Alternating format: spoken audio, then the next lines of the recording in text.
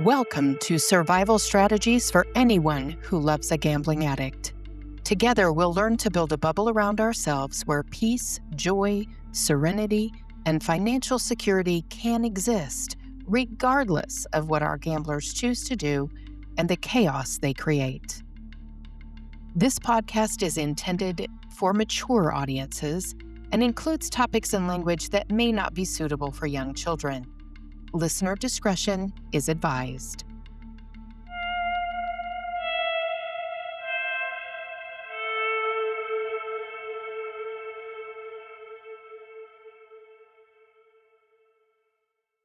I'm Jodi, your podcast host. I want to thank everyone for their patience. I came down with that crud about 4 weeks ago. I've been sick the entire month of May, and boy, that's made getting a podcast up and running and consistent a little challenging. I want to remind everyone that this podcast was inspired by the spouses, fiancés, partners, parents, children, friends, and coworkers that I've met over the years.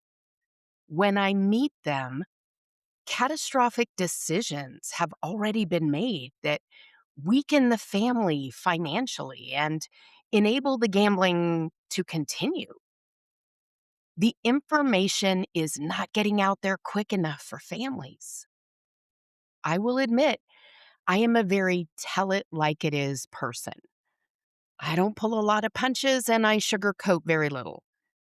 That is because there really isn't time to beat around the bush anymore. For families, time has run out. The information I'm sharing is not for therapists, although there are several out there who could definitely benefit from listening and learning. It's not for active gambling addicts. They will have every reason to argue with everything I have said and justify their behavior. This podcast is for loved ones and represents how different approaches actually land for those families that are in the trenches. In 2013, process and behavioral addiction was given its own code in the Book of Mental Health Diagnostic Codes. With that, the treatment options expanded. As average everyday people, we assume all clinicians know what they're doing and all treatments have been tested and are being administered correctly and with oversight. I am sorry to say that is not always the case. I'm going to hit the benefits and concerns for the top recovery options out there. The benefits and concerns have been lived out over and over again. And many of the concerns, well, they serve as a warning. So let's start with peer-led support groups specific to gambling and focus on the in-person setting. For the longest time prior to insurance permitting gambling addiction as a diagnosis, this form of therapy was not only the most affordable, but also the only therapy dedicated to gambling addiction. Gamblers Anonymous and Gam-Anon are examples of peer-led support groups dedicated to gambling addiction. So what are the benefits? The first is the cost. The cost is a benefit. Most gamblers and their families who reach that place of asking for help are broke and in massive amounts of debt. And if they haven't already lost everything, that reality is just around the corner. Peer-led support groups are the most inexpensive form of therapy. Availability is a big benefit. There are meetings internationally. GA and Gam-Anon meetings adopt their own styles and flavors, most assuredly. If one is too rigid or too chatty, too big or too small, try different meetings until you find the one that fits. The next benefit is that you are with people who can share in your lived experience. The people who attend these meetings know exactly what a new person to the meeting is going through. No explanations needed. Those with experience know what works and what doesn't, and that is where the guidance will come from, the practical lived experience. It's not a theory for these individuals, it's reality. The next benefit is creating a community of support. Recovery is not just abstinence.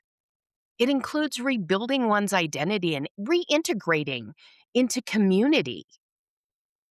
Gambling for the gambler and the spouse is very isolating. A peer support group provides that sense of community and strengthens recovery and mitigates relapse in some really magical ways. Anonymity is a benefit. What is said there, who is seen there, let it stay there. This is a respected tenet of the GA and Gam-Anon program. In the same way, you might find anonymity in an AA program or a Nar-Anon program. My personal opinion is that in-person peer support groups are somewhat of a secret sauce in the recovery recipe. When the program is followed, recovery success is long lasting. So, what are my concerns? Well, I think the first concern I have to talk about is the misconceptions out there in the world that negatively impact the peer support programs. One misconception is that a gambler must stop gambling in order to attend a GA room. Well, that's just not true. It's just not that easy. And for most, abstaining from gambling is a process.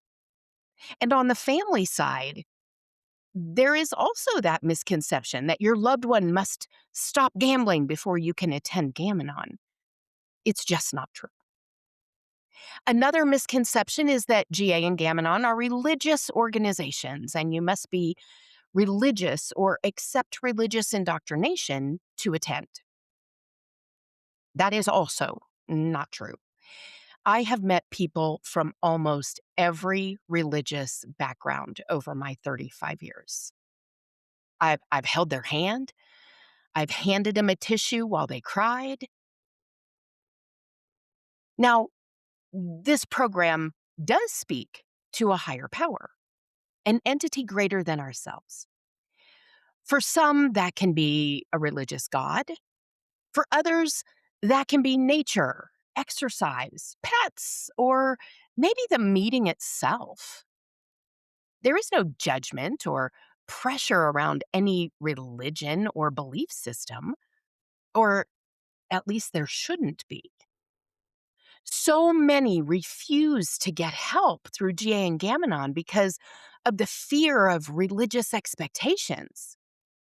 It's just not true and keeps real help out of reach. Here's another misconception. Those in GA and Gam-Anon are powerless and therefore weak or hopeless when it comes to improving their life. They're victims. That could not be farther from the truth either. The powerlessness that GA speaks of is the powerlessness to control their gambling, which they cannot. I agree. It's a strong word, powerless. When we're talking about gambling for the gambling addict, though, it's very appropriate. For Gam-Anon, powerless is a primary component as well, but not as it applies to our choices and our lives. It refers to being powerless over someone else's behavior and choices. We did not have the power to make our loved ones gamble, and we don't have the power to stop them from gambling. We are powerless over their choices and their behavior. We do have the power to create a life for ourselves, that is peaceful, joyful, full of serenity, and free from financial insecurity, though. Our program is all about focusing on that which we do have power over. The term self help itself is another misconception. For some, it's interpreted as selfish program. It's all about me and I'm the only one that matters. For many religious groups, the belief is self help means there is no God. You are the God. Also, very far from the truth. A self help program is more aligned with the concept of putting the oxygen mask on yourself before your loved ones in a crashing plane. If it makes sense when the plane is crashing, it should make sense when your life is crashing. The last misconception I'll address is the age and gambling type gap. We hear a lot. There is nobody in the GA room that is my age, and there is nobody in the room that gambles like me. Therefore, it's not a good fit for me. Let me assure you, this is not new. These excuses have been used consistently for my 35 years in a peer support group. And to the extent that I will typically warn a new spouse, hey, when you leave this room and you get in your car to go home, your gambling spouse is going to tell you they're not as bad as anyone in this room. They're not the same age as anyone in this room, and nobody gambles like them in this room. And inevitably, they will come back next week to the meeting and tell me that's exactly what happened. It's an excuse. Look, the reality is the older attendees are where you find the experience and the wisdom and most of the support. It's the older attendees that have the time and can really dedicate focus to a new attendee. As far as gambling type, well, that too has been an excuse for a long time. Back in the day, it was horses, illegal card rooms, illegal sports betting, and casino gambling. Don't think we didn't hear from the casino gamblers that someone in the room who was a horse bettor could not at all understand what they were going through. Excuses. Now, in defense of these excuses, I would say that age and gambling type is often the easiest to cite when my remaining two concerns are present. The first is inconsistency. Look, these are volunteer led meetings where the bylaws prescribe certain content, but for the most part, there is autonomy that allows each room to develop their own style. Inherently, this creates an environment of inconsistency. The inconsistency from one meeting to another can be really confusing for someone who wants to work the program. And it can be a loophole for someone that does not. There are some GA rooms that don't offer sponsors. Many don't even talk about pressure relief, let alone offer to facilitate one. The inconsistency problem really comes down to new people who attend and don't know any better. They begin to think there's no sponsors anymore because sponsors don't matter. And pressure relief is just no longer available because it had no value.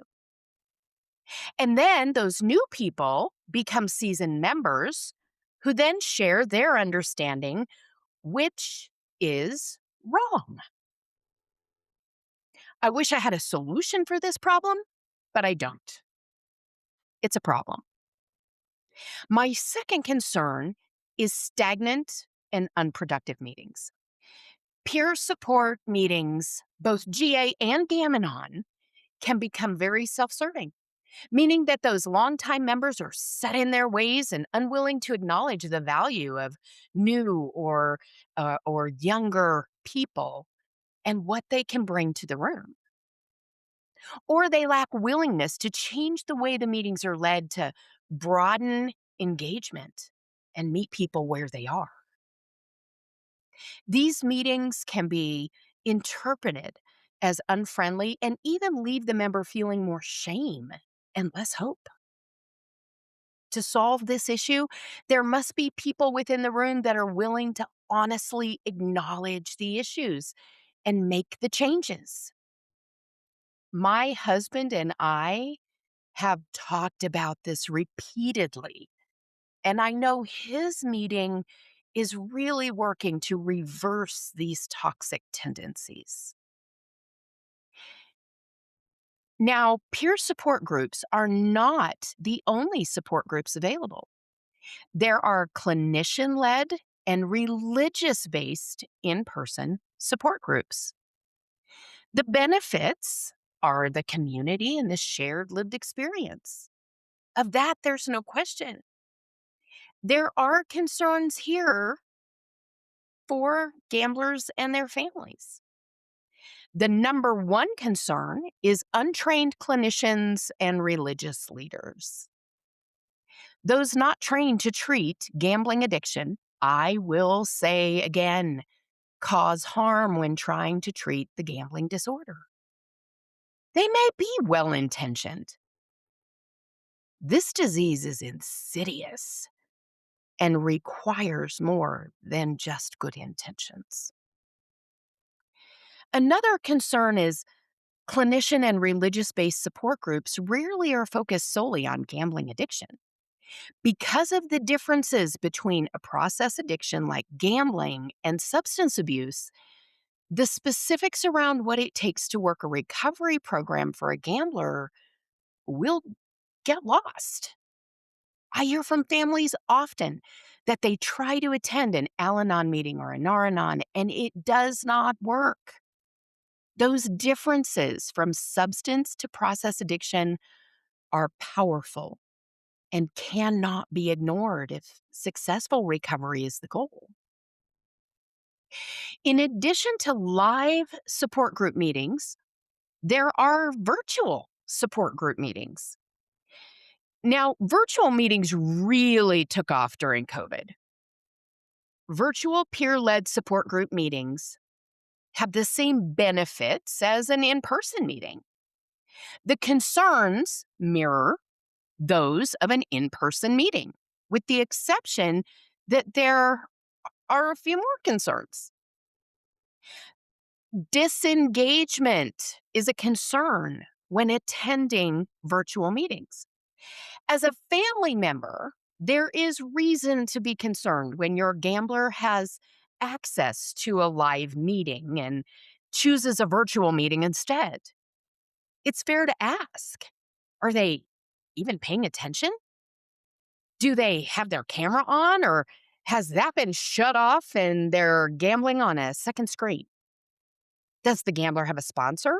Is the gambler connecting with anyone outside the meeting? Is the gambler willing to turn over bank accounts and do a pressure relief meeting? Now, some might say, hey, Jodi, that's none of your business. This is the gambler's program.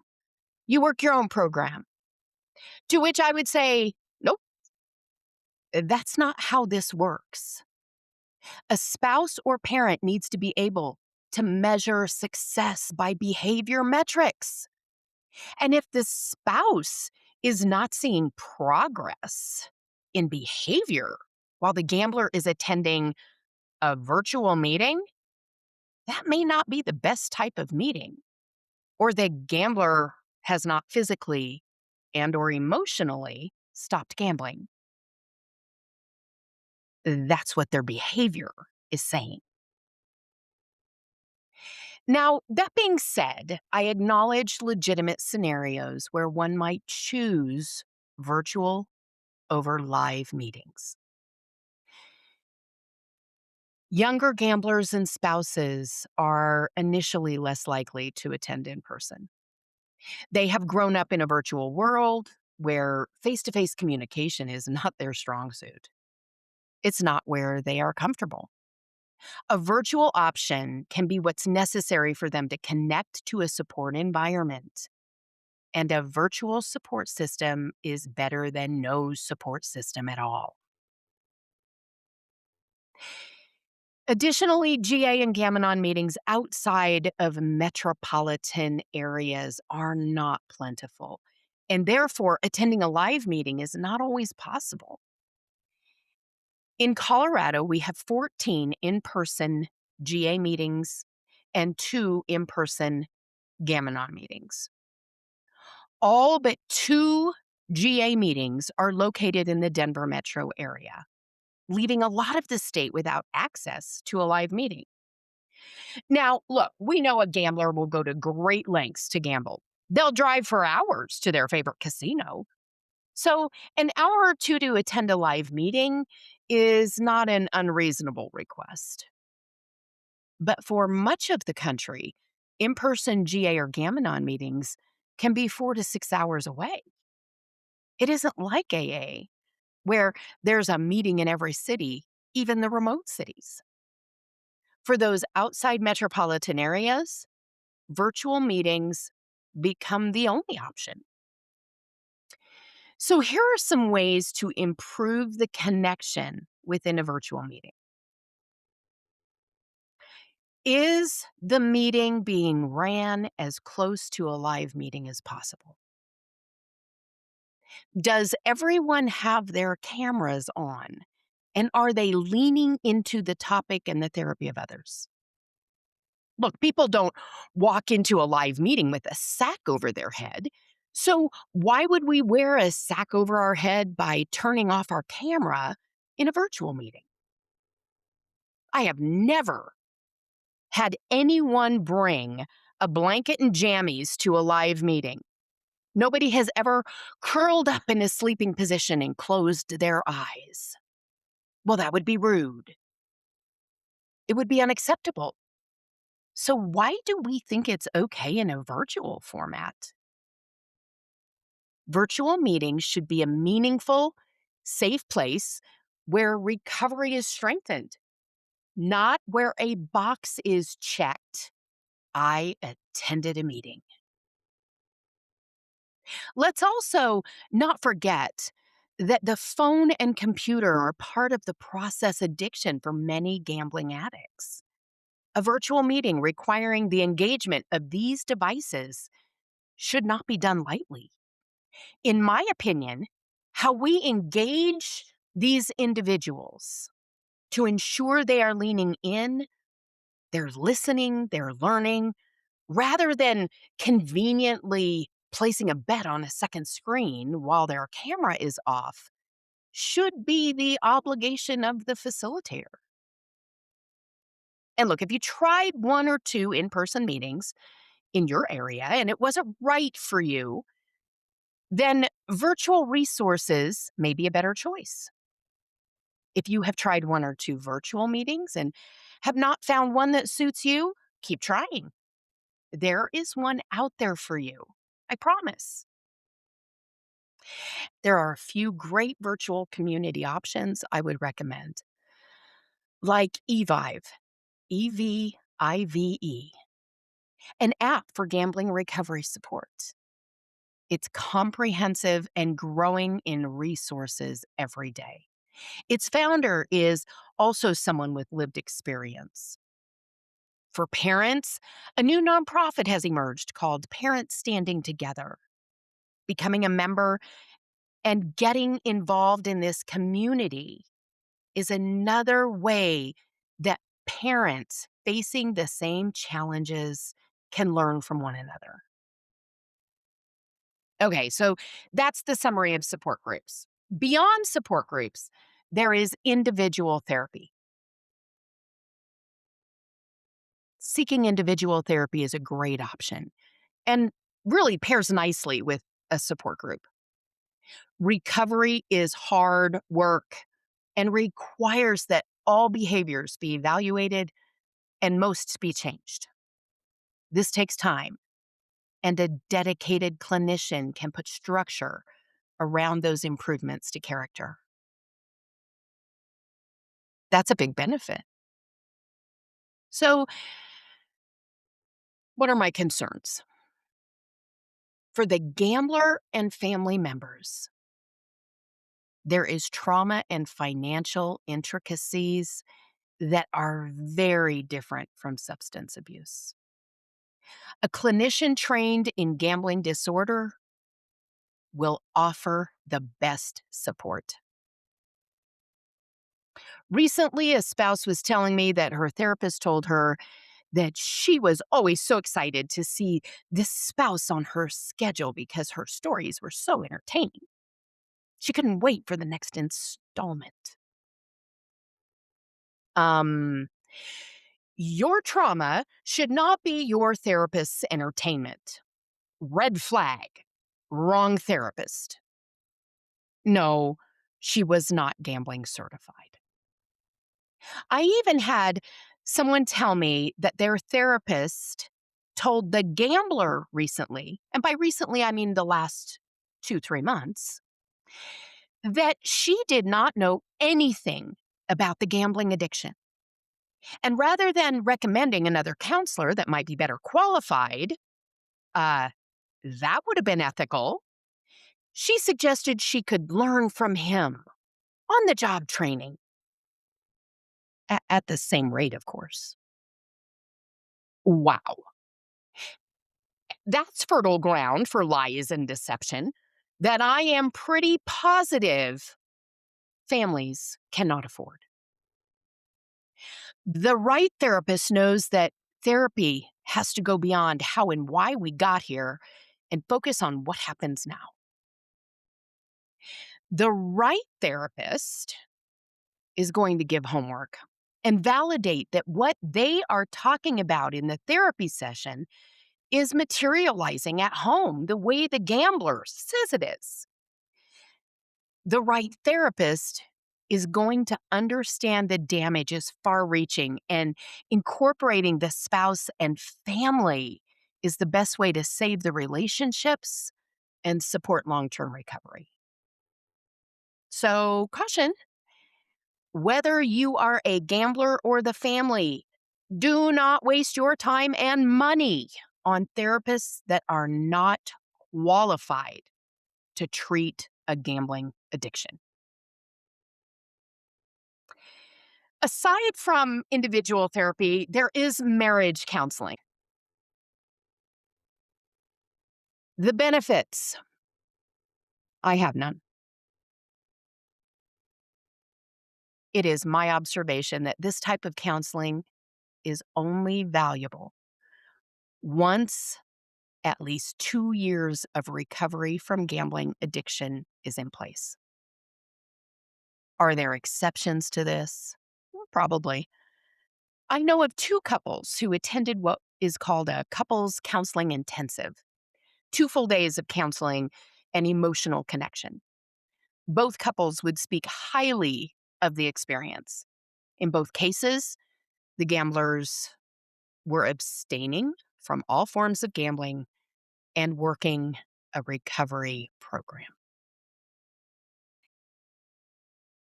Why don't I have any benefits? Well, because the concerns are vast. Spouses often, if not always, internalize what is happening in the home. We don't need help accepting that we are the problem and our behavior is creating marriage issues. Gambling addiction is not a marriage problem. Healthy relationships are not possible when one party is an active gambling addict. If you hire a marriage counselor, their expertise will apply marriage solutions. It's not a communication or compromise problem. It's not a courtesy or consideration problem. It's not about shared chores or equal financial contributions. It's an addiction problem. Certified gambling counselors are trained to treat the family separately and with the gambler. Stick with a certified gambling counselor. Now, you might say, look, I don't have a certified counselor in gambling near my home. I get that. First, check the directory of certified gambling counselors. International Problem Gambling Gaming Certification, IPGGC.org. That's where the directory lives. Go there first. If you don't see a counselor in your state, call the board. They may know someone who is in training or who doesn't want to be listed in the directory. Many of these counselors will do telehealth appointments. So even if the certified counselor is 4, 5, 6, 8 hours away from you, please call them first.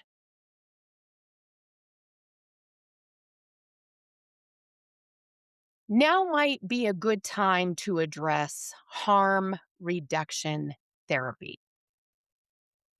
If you listen to my episode 5, Finding a Qualified Therapist, Jodi Bechtold and I talked a bit about harm reduction treatment methodology. I will say again, I am a skeptic.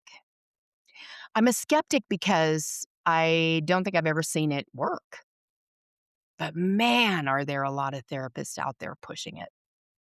So let's understand what it is.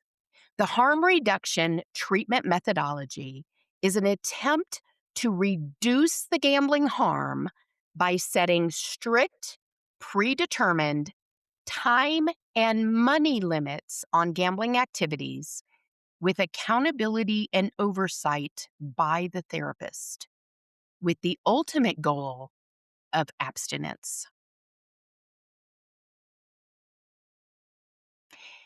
It's an examination of every decision, ensuring that there are not additional harms being done. The benefits, in the opinion of this skeptic, this methodology could engage a young or new gambler who finds abstinence too difficult to conceptualize. This methodology can help to change the trajectory of the addiction before the gambler can do significant harms. So, here are some examples of when it might be a benefit. Maybe an 18 to 20-year-old who's blown his college loans on gambling and maybe even failed out of school. All their friends gamble, and not participating would truly leave them isolated. And the concept of not belonging would be devastating and pretty hopeless. This gambler has not lost a home or a car, hasn't destroyed a marriage. Or maybe a 50-year-old who's recently lost a beloved parent and is trying to cope with the grief by gambling. This person notices their negative behavior before financial devastation occurs and reaches out for better coping strategies. Maybe these individuals haven't quite crossed the line. Maybe they can taper down. I say maybe because there is a screen, and a gambling certified counselor would need to complete that screen and talk with family before that maybe could be converted to a resounding yes for harm reduction treatment.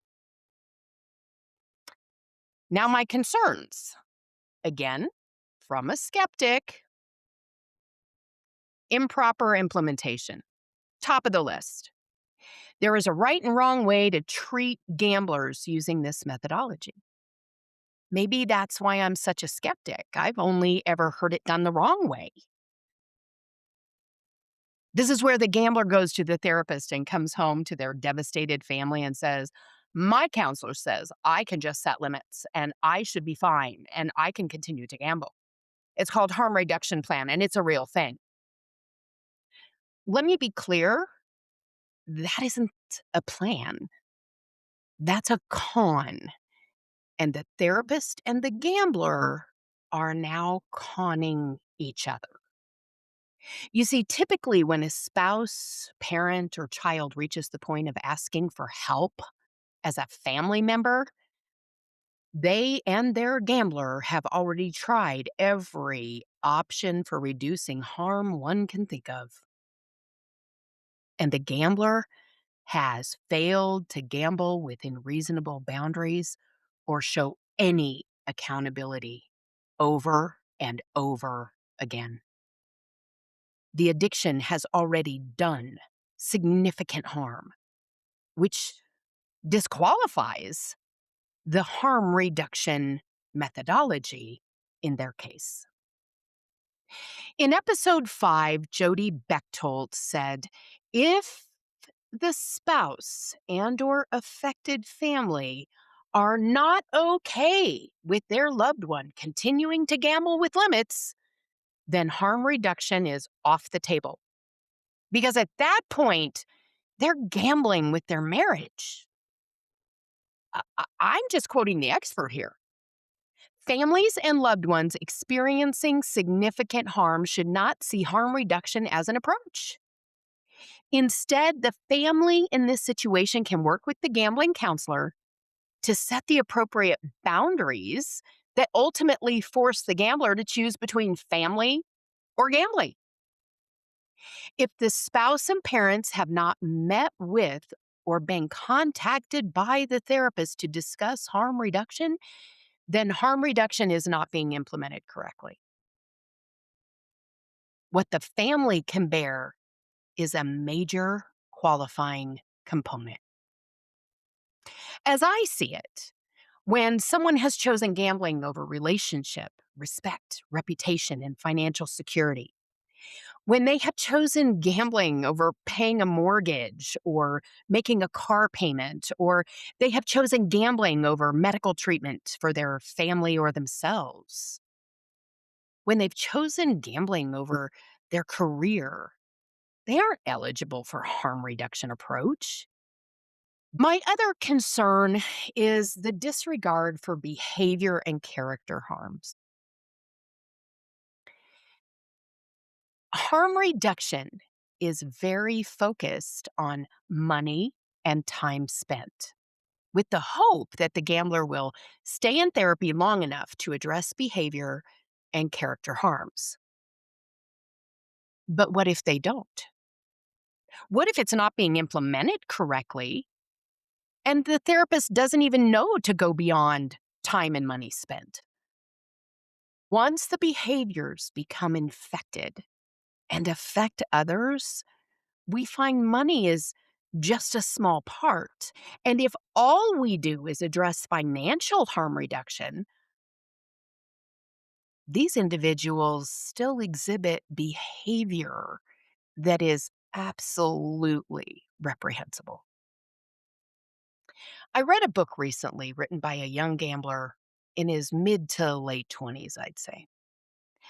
I was so hopeful when I found this book because we need good resources out there relevant to today's issues. And I actually had someone ask me, is there a book out there? And I thought, oh my gosh, I'm going to read this. This could be the one. The book was one story after another detailing gambling escapades, winning this much and losing that much. There were some stories he told that made me speak out loud. What a self righteous asshole. I heard a growing level of pride over remorse and kept listening in order to give the author this benefit of the doubt that his story would convert from selfishness to self awareness, from addiction to recovery. He had parents that had suffered, he had a fiance that had suffered. He tapped on what he had done to them, but minimally, maybe 20 minutes combined in the entire book. At about the 30-minute remaining mark, he talks about going to inpatient treatment, where the treatment plan was obviously harm reduction. Just set limits. Now, wait a minute. I just listened to 8.5 hours of this kid marching through limit after limit, crossing line after line, hurting relationship after relationship, jeopardizing his career. Really? Just set limits? The author left inpatient treatment, and it didn't take long for him to find his way back to gambling. But it was okay, according to him, because he gave himself a budget of $1,000 and he stuck with it. Well, at least he stuck with it this one time that he wrote about. The moral of the story? Don't let anyone tell you that you have to give up your gambling. Just set limits like me. The end. Well, my guess is whether he was able to set and keep financial limits or not, he remained an asshole. Now, this author is nowhere else to be found in the recovery and treatment community. I would love to find out the success of that harm reduction plan long term. I would love to talk to his wife because he alluded to the idea that he was getting married. How'd that work out? Because he never went back and addressed the outrageous comments he made in the book. Did she marry an asshole? Hmm. Harm reduction done wrong is a cautionary tale. Okay, how about voluntary self exclusion? Yes, believe it or not, some people call the self exclusion a treatment plan. Often, families will see the voluntary self exclusion as this miracle treatment plan, and that is misguided. What is voluntary self exclusion? It's a formal voluntary program allowing individuals to ban themselves from gambling venues, online casinos, and sports books for a set period of time. It's designed to help curb problem gambling by prohibiting entry to casinos, blocking online betting, and halting marketing materials. The benefit? Well, for gamblers who have admitted that their gambling is out of control and they are ready and willing to abstain from all gambling activity to live a better life, self exclusion is a small gesture. And that gesture helps create a barrier between the gambler and their favorite mode of gambling. In some cases, when temptation to gamble occurs, the barrier of being unable to gamble on their favorite platform or at their favorite casino creates just enough barrier for the gambler to redirect their behavior towards recovery. Sure, that's a benefit. The concern? Well, self exclusion will not, in and of itself, keep your loved ones from gambling. Stop insisting that someone who is an active gambling addict sign the paper. It will not work. If they have no desire to stop gambling, they'll simply work around it. And they'll work around it because voluntary self exclusion is state based. There is no federal or nationwide or universal exclusion list. You must register for self exclusion in each state where you hold accounts. In some states, you have to register with each entity, meaning at each casino or on every single platform. It's not regulated. A gambler can exclude in their state, knowing or not knowing, that the online sports book operating 2 states away has their name and will continue trying to garner their bets. The Atlantic magazine ran a story recently called My Year as a Degenerate Gambler. Fascinating article, highly recommend it. When the author signed this self exclusion in his state, within 1 day, he received an invitation from another casino acknowledging he had self excluded from the other casino and inviting him to come to their casino. Self exclusion is a pebble in a river of predatory and pervasive marketing. Its impact is relative to the desire the individual has to stop gambling. In the same vein, there's gambling prevention software. I can't tell you how many people I talk to who think, "Oh, well, my husband has a gambling problem, so I made him put this gambling ban software on his computer, but he still gambles." Misguided. Yes, there are a number of gambling blockers that can be installed on phones and computers. Much like the self exclusion, if the gambler has accepted they are an addict and is working a program of abstinence, a barrier to electronic access can require just that necessary amount of pause required for the recovering gambler to refocus, call a sponsor, or get to a meeting. The concerns? Well, family and parents often see gambling prevention software as a solution and make the mistake of thinking that this software is going to keep their loved one from gambling. It will not. Every software out there can be outmaneuvered. If your gambler wants to gamble, they'll find a way around any software.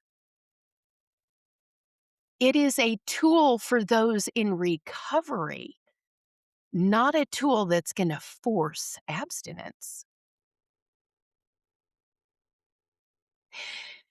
All right, let's move to another topic, which is inpatient treatment.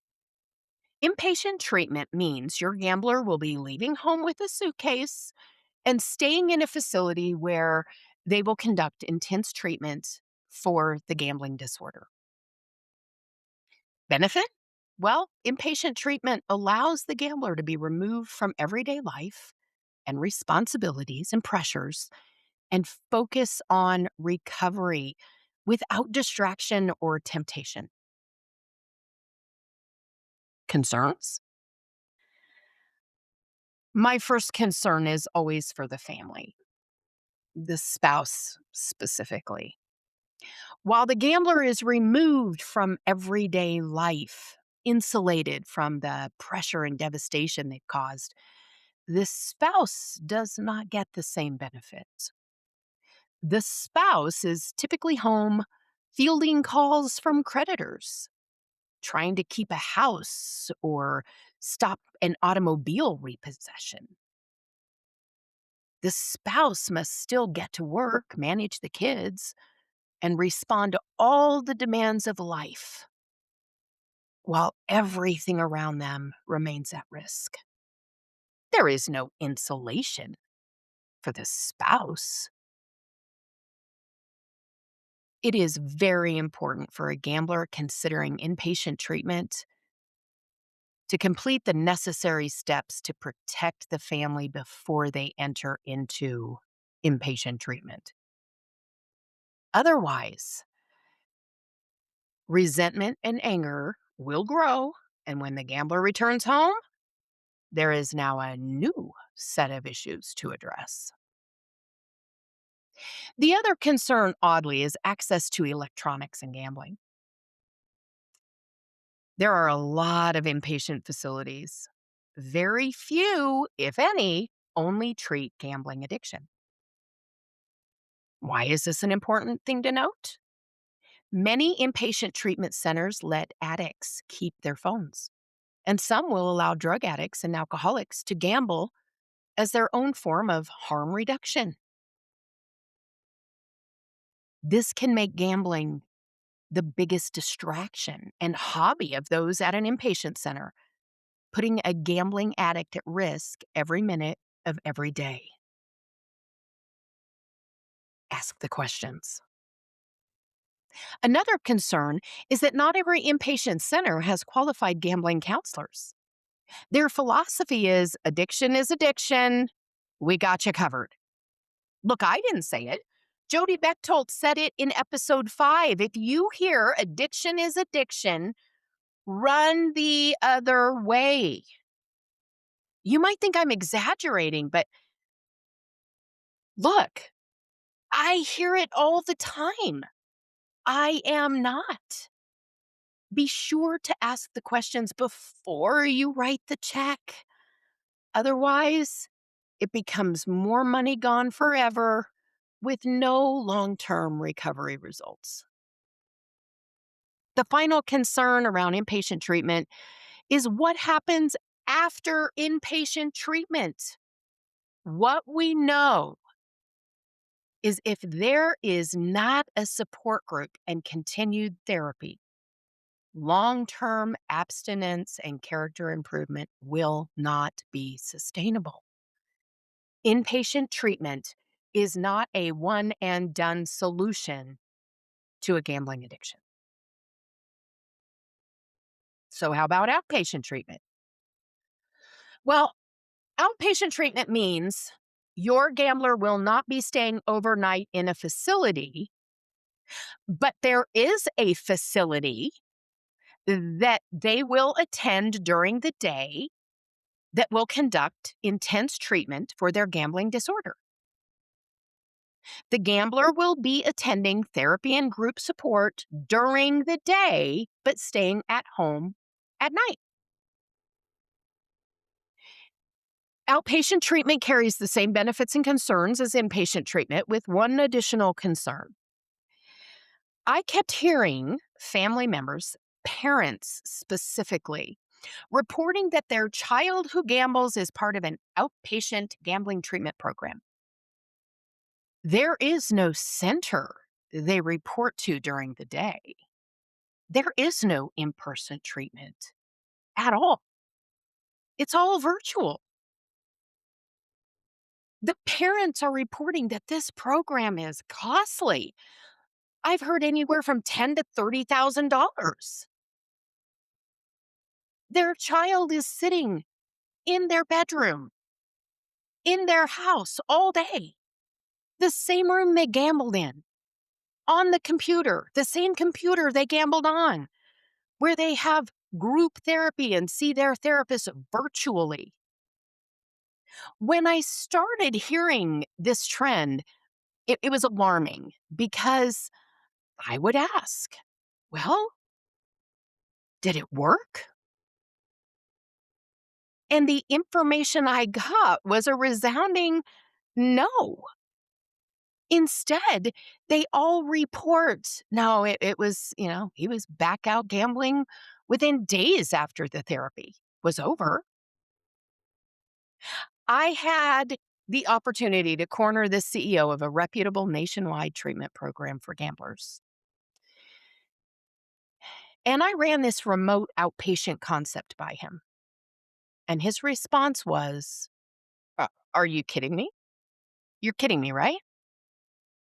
Then he said, "Remote has its place, but absolutely not as long-term outpatient treatment, and especially not for gamblers." Families, beware of outpatient facilities that conduct treatment 100% online. It just might be a scam. Let's talk about sober living now. Sober living is a 24/7 living environment where addicts live with addicts. The requirements of living in the home are sobriety and recovery.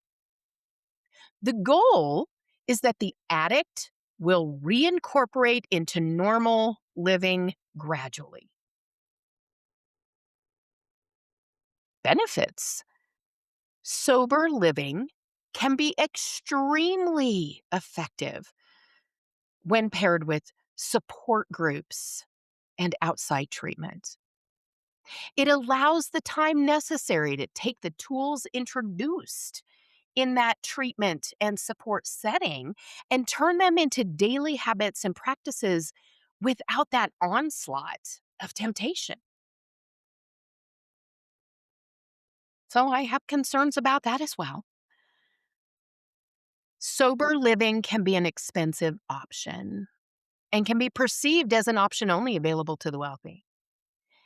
If you think sober living would enhance recovery, be sure to call and ask the questions. There are some sober living organizations that have grants, and those grants allow for reduced or no cost living for gambling addicts. Access to electronics and gambling remains a concern. It is so important to ask this one question: is the home dedicated to gambling addiction recovery, or are all addictions represented? This is important because if the sober living house is open to all addictions, we are seeing that access to phones, computers, sporting events, and gambling activities are often available to those with drug or alcohol addiction. This kind of environment can set the gambler up for failure. Lack of qualified therapists is another concern. Does the sober living home have a qualified gambling therapist on staff? I looked up one locally that I know houses young gamblers to find that of the 24 staff members, none have been formally trained to treat gambling. Remember, all addictions are not alike. Run the other way if that is the communication you receive. Sober living houses dedicated solely to gambling might be out there. I just haven't found one. In New Jersey, there's a sober living house with a dedicated gambling treatment program led by certified gambling counselors. I hope to have them on the podcast to discuss their programs and help families understand what to look for when selecting a sober living environment. Now, I need to talk about a topic that is heavily nuanced: suicide prevention treatment. And I'll do my very best to help families understand and navigate those nuances.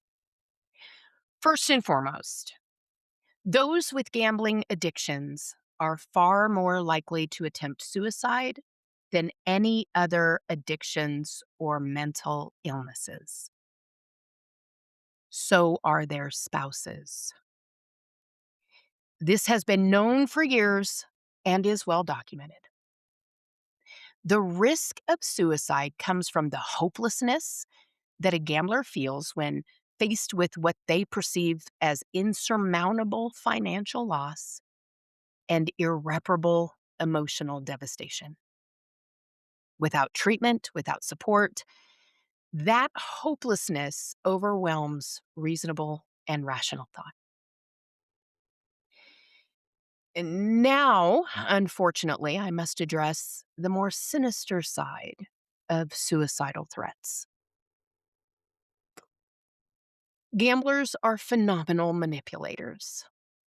Unless you have been on the receiving end of the award-winning gaslighting, it's hard to fathom. Gamblers will consciously and subconsciously use the threat of suicide to manipulate an emotional or financial bailout. And you see, once a spouse or parent or child hears that their loved one has considered or is considering suicide, they are immediately overwhelmed with fear. That fear quickly turns to guilt and shame and a sense of unwarranted responsibility. It's now the family that is responsible for saving the gambler at any cost. They will often do anything to alleviate the pressure and hopelessness that the gambler is feeling. That's what you do if you love someone, right? Once families hear the word suicide or the phrase, "you would all be better without me," the family becomes far more amenable to cashing out that retirement plan or taking out a second mortgage on that house. Further enabling is the natural next step after a suicide threat. Most gamblers, once they're in recovery for a while, will admit to using this tactic to get what they want. It's a level of cruelty that is difficult to comprehend. As family, you now have to decide, is my gambler truly in crisis, or are they trying to manipulate me? And how do I live with myself if I choose the wrong answer? I can share what I know. Threats of suicide are not part of the recovery cycle. It's easy for families to think, wow, my gambler is so sad and so remorseful. They say they want to kill themselves. They can't go any lower than this. This is it. This is their bottom. Let's get through this. Pay off the debt one last time and things will be different because this feels different, more drastic than before. So the outcome will be different. I'm sorry, but it's not different. Threats of suicide are not part of the recovery cycle. They are part of the addiction cycle.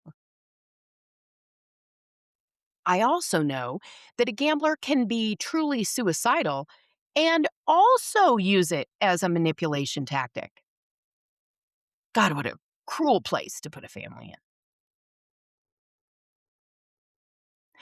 I also know that writing another check, getting another loan, or absolving more bad behavior is not a cure for suicidal ideation. Once someone communicates their desire to end their life, the family must recognize that the situation has extended beyond traditional support. It's out of our wheelhouse as a family, whether it's a real crisis or a manipulation tactic. Please don't spend 1 second trying to identify which one it is. You're on the side of crisis. The gambler now needs professional suicide prevention treatment. Call the suicide prevention hotline or 911 immediately. Notify those helping that the suicidal ideation is the result of a gambling addiction and the consequences now being faced. The truth here is really important. Those helping must know the origin and extent if they're going to be helpful at all. If the gambler is truly in crisis, help is on the way. If the gambler is playing a sick manipulation game, they will most likely not use that manipulation tactic again. Either way, you, as family, have made the right call and responded with the appropriate level of urgency.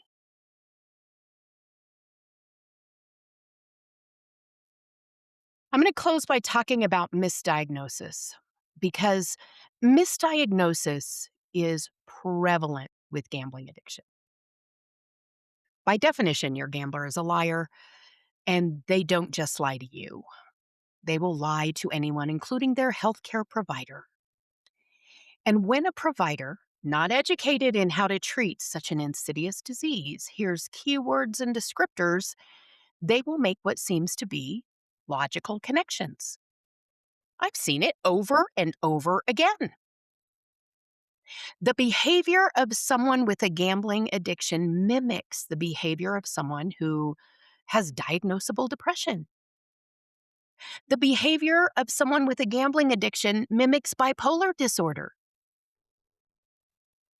And don't get me started on ADD and ADHD. I mean, these behaviors are parallel. Gamblers get agitated, angry, even hostile when they lose or when they can't gamble the way they want. They can be happy and hopeful one day and hopeless and depressed the next because they won yesterday and they lost it all today. A gambler inflates their sense of well being and self confidence. Everything's going to be just fine. I'm really good at what I do. I'll fix all these problems as soon as I make my next bet. Of course, a gambler has racing thoughts, racing from one bet to the other or one scheme to the other. A gambler is easily distracted and has difficulty focusing on priorities because their only priority is gambling. And God knows a gambler makes poor decisions. A gambler tends to lose interest in life, right down to their self care and hygiene. If a healthcare provider doesn't know that gambling is a component, it will look like something else. I can't count the number of families that have reported, and my gambler's doctor says he doesn't have a gambling problem. He has a depression problem. The doctor told him that once we get him on the right medication, he can gamble again normally. Look, if you had stolen your family's financial future with no hope to earn it back, if you had lied, cheated, and deceived your spouse, if you have engaged in illegal behavior, if you have orchestrated a rift between your parents and your spouse, if you had neglected your children, wouldn't you be depressed too? Most doctors don't have this level of information and unfortunately don't feel compelled to ask. As family, we need to know this is common. If your gambler is not being seen by a counselor or therapist trained to work with gamblers, specifically, this kind of workaround diagnosis is more likely than not. Can we stop it? Well, we can certainly ask to attend the first meeting with the therapist. We can ask to send the therapist a letter to include them in on details they otherwise will not get. But more than anything, we can be prepared that a diagnosis of anything that circumvents the gambling addiction and its catastrophic behavior will indeed cause more devastation for an unknown amount of time. Now, is it possible that your gambler has comorbidity with other mental health disorders? Well, yes, of course. And imagine the impact the healthcare provider can have on clinical depression or bipolar disorder or ADHD if gambling is no longer exacerbating the symptoms. What we've talked about here today is certainly not everything out there. And quite frankly, we just tapped on these. My goal is to have guests on the podcast to dive deeper into these treatment options and give families and spouses a head start when selecting the option that fits their situation best. I hope you heard a nugget today that helps you build or strengthen the bubble that protects your peace, joy, serenity, and financial security, regardless of what your gambler chooses to do. In our next episode, we'll have Melissa, the podcast host for Making Bets in a Burning House, join us. We hope you can join too. You have been listening to Survival Strategies for Anyone Who Loves a Gambling Addict, a production of BoundaryWise Consulting. Receive an alert when our next episode airs by following or subscribing on your podcast platform. The thoughts, opinions, and observations of the host are drawn from over 35 years of lived experience, involvement in state and local organizations, and industry awareness, as well as meaningful connections with thousands of spouses, parents, children, siblings, and friends whose lives were impacted by someone else's gambling. You can schedule an appointment with Jodi or learn more about our workshops and other services by emailing Jodi, Jodi, at boundarywiseconsulting.com. Thanks for listening.